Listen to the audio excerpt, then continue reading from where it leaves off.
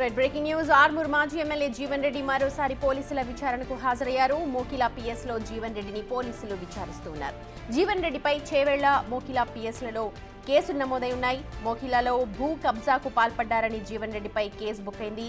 జీవన్ రెడ్డి వద్ద ఉన్న డాక్యుమెంట్లను పోలీసులు పరిశీలిస్తూ ఉన్నారు.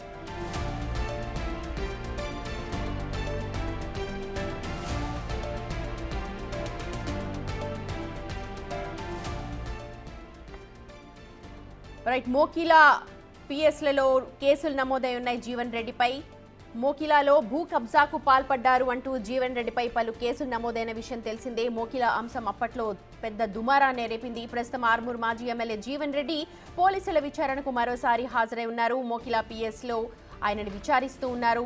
జీవన్ రెడ్డిపై చేవెళ్ల అలాగే మోకిలా పిఎస్లో ఇప్పటికే పలు కేసులు నమోదై ఉన్నాయి. మోకిలాలో భూ కబ్జాలకు పాల్పడ్డారని జీవన్ రెడ్డిపై కేసు బుక్ అయి ఉంది. జీవన్ రెడ్డి వద్ద ఉన్న డాక్యుమెంట్లను కూడా పోలీసులు పూర్తిగా పరిశీలిస్తూ ఉన్నారు.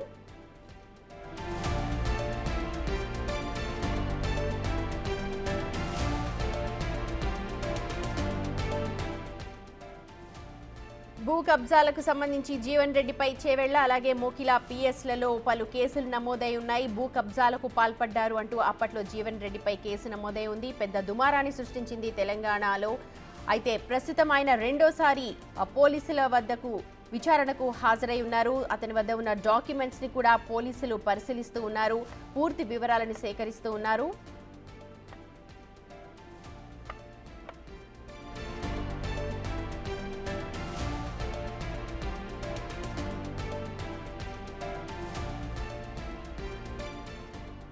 ప్రస్తుతం జీవన్ రెడ్డి విచారణ అయితే కొనసాగుతోంది. మోర్ అప్డేట్స్ లైవ్ లో మా ప్రతినిధి రాణా మనకు అందిస్తారు. Over to you Rana.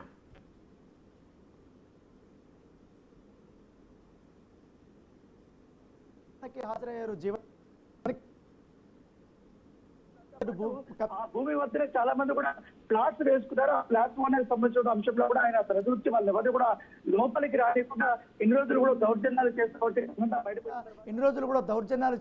సంఘటన బయటపడిన తర్వాత ఎవరైతే అసలైనటువంటి ఓనరు సామా దామోదర్ రెడ్డి ఇటు మోకిలా పోలీస్ స్టేషన్లోనే అటు చెవెల పోలీస్ స్టేషన్లో కూడా అతనిపైన కేసు నమోదు చేశారు. అప్పటి నుంచి 1 year నుంచి కూడా కేసు విచారణ కొనసాగుతుంది. దాంతోపాటు ఆయన సుప్రీంకోర్టుకి వెళ్ళారు. సుప్రీంకోర్టులో నాట్ టు అరెస్ట్ అనేది కూడా జడ్జిమెంట్ కాపీ కూడా తీసుకొని వచ్చినప్పుడు నేపథ్యం. అయితే ఈ కేసులో దర్యాప్తు ముమ్మరం చేయాలనే ఉద్దేశంతో మోకిలా పోలీసులు వచ్చారు. ఈ నేపథ్యంలోనే రెండోసారి ఆయన్ని విచారణ చేస్తున్న నేపథ్యం ఏర్పడుతుంది. ఎందుకంటే ఆయన క్లెయిమ్ చేస్తుండగా ఆయన వద్ద ఉన్నటువంటి డాక్యుమెంట్ ఏమి అనేది దానిపై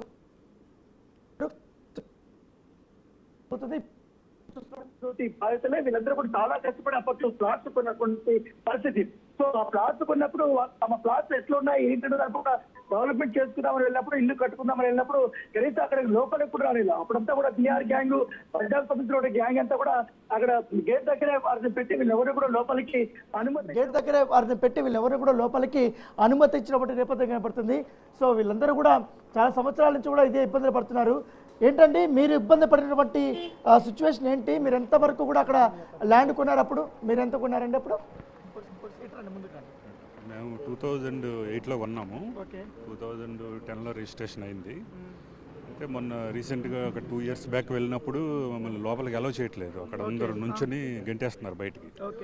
జీవన్ రెడ్డికి సంబంధించిన మనుషులే ఒక మనుషులు ఉన్నారు. మా సార్తో మాట్లాడండి, ఇది మా సార్ కొన్నారు, మీరు అందరూ బయటకు పోండి అని దగ్గరకు వచ్చి గెంటేస్తున్నారు మమ్మల్ని. సో మేము బయటకు వచ్చాం.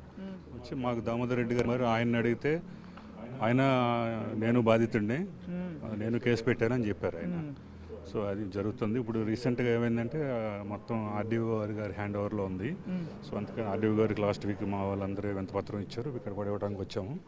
సో వాళ్ళ గొడవతో మాకు సంబంధం లేదు. వాళ్ళిద్దరు ఏదో అగ్రిమెంట్ చేసుకున్నారు, అది వాళ్ళిద్దరి మధ్యన ఇష్యూ.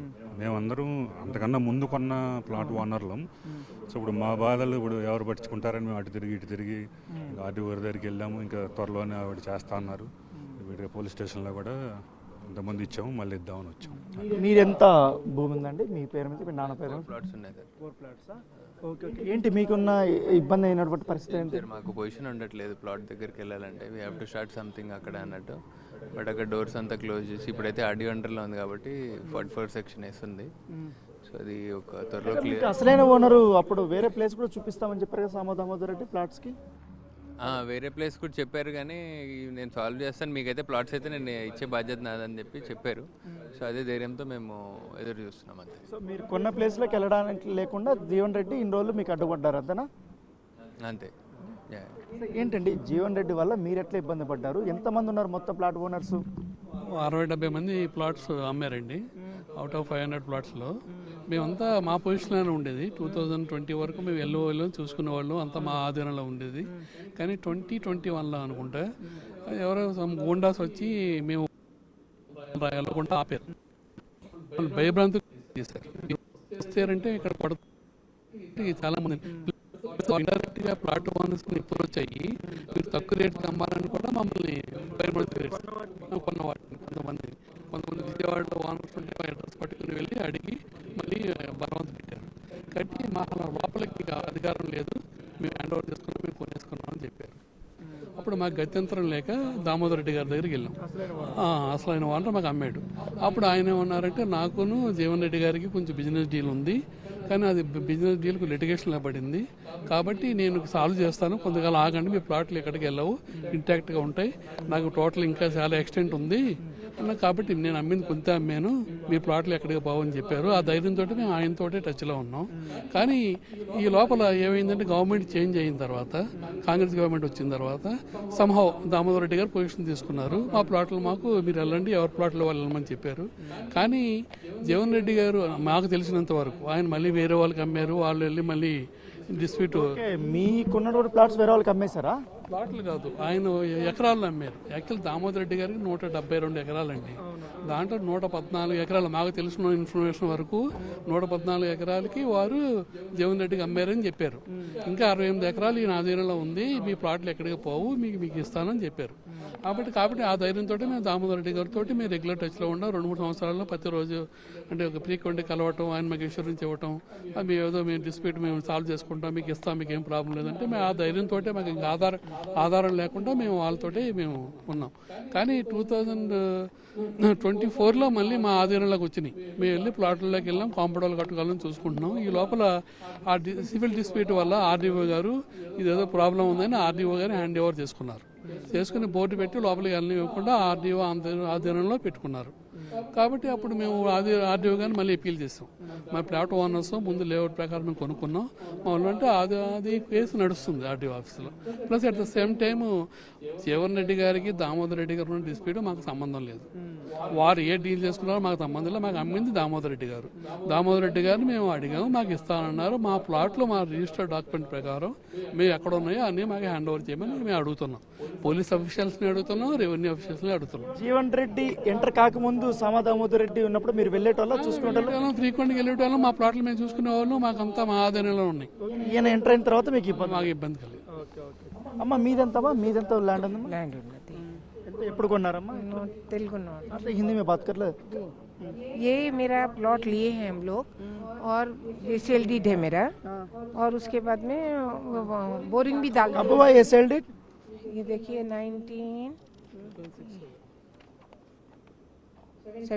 2017 okay okay.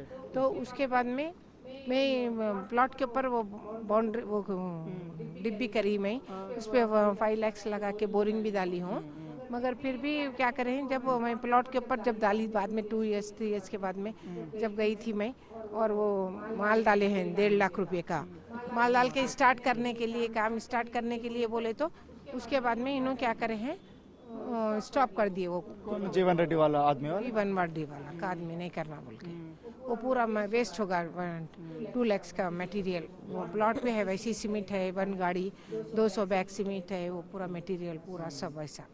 बोरिंग भी डाले, हमारा बोरिंग से ही वो शादी खाने को पानी जाता है. जाने दो लेने दो, क्या करना है. बोरिंग तो डीप कर दिए थे हम लोग, डीप बोरिंग डाले थे. प्रॉब्लम में पुलिस को कंप्लेंट किया क्या? कंप्लेन किए सब किए. वो जीवन रेड्डी का वो ऐसा कुछ वो एमएलए है, मैं उसका कुछ भी हम लेते नहीं कंप्लेन ये वो बोल के ऐसा बोल दिए वो टाइम पे. हाँ वो टाइम पे ऐसे. अच्छा क्या अभी पुलिस स्टेशन का आया क्या कंप्लेंट देने के? हाँ ये लाए. कितने लोग आए? मैं कितने लोग आए पूरा पता नहीं मुझे. సో వీళ్ళందరూ కూడా సామా దామోదర్ రెడ్డి దగ్గర ప్లాట్స్ కొన్నారు. వాళ్ళు అప్పుడంతా కూడా పొజిషన్లో ఉన్నారు. ఎప్పుడైతే జీవన్ రెడ్డి సామా దామోదర్ రెడ్డితో ఎంఓఏ చేయించుకున్నాడో ఆ ఎంఓఏ చేయించుకున్నటువంటి భూమిలో ప్లాట్లుగా ఏర్పాటు చేసి తన పెద్ద ఎత్తున కూడా అభివృద్ధి చేసి ఇద్దరు కూడా షేర్ చేసుకుందాము అనే దానిపై దాంతోపాటు ఈయన ఇచ్చినటువంటి కొన్ని ఎకరాలు ఏదైతుందో ఆ ఎకరాలకు తగ్గట్టుగా ఆ అమౌంట్ తగ్గట్టుగానే వేరే ప్లేస్లో కూడా మీకు ప్లేస్ ఇస్తాము, దాంతోపాటు కమర్షియల్ సంబంధించిన స్పేస్ ఇస్తాము, దాంతోపాటు మరొక చోట కూడా మీకు భూమి చూపిస్తారని కూడా అప్పట్లో ఎంఓ రాయించుకున్నాడు. కానీ ఆ ఒక్క హామీ కూడా నెరవేర్చుకోలేకపోతే పూర్తిగా భూమి అంతా కూడా సామా దామోదర్ రెడ్డి సంబంధించి ఎంటైర్ భూమిని అంతా కూడా తన ఆధీనం చేసుకుని ఈ ప్లాట్ ఓనర్స్ కూడా లోపలికి రానియకుండా ఇన్ని రోజులు దౌర్జన్యం. కాబట్టి ఎప్పుడైతే కొత్త ప్రభుత్వం ఏర్పాటు అయ్యిందో తర్వాత ఇదంతా ఏదైతే మనం విజువల్లో చూస్తున్నాం ఆ జీవన్ రెడ్డి ఎంక్వైరీ కూడా ఫినిష్ అయినట్టుగా మనకు సమాచారంతో ఆయన కూడా లోపలికి బయటికి రాబోతున్నాడు. సో ఇప్పటికే వీళ్ళ బాధితులందరూ కూడా ఇక్కడ ఉన్నారు కాబట్టి జీవన్ రెడ్డిని ఎంక్వైరీ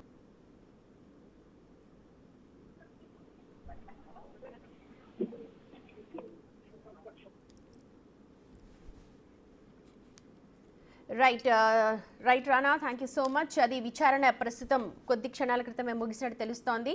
అయితే వాళ్ళ బిజినెస్ డీలింగ్స్తో మాకు సంబంధం లేదు, కానీ మా ప్లాట్లు మాకు అందచేయాలి అంటూ బాధితులు అక్కడ మోకిలా పిఎస్ బయట కూడా ఉన్నట్టు తెలుస్తోంది.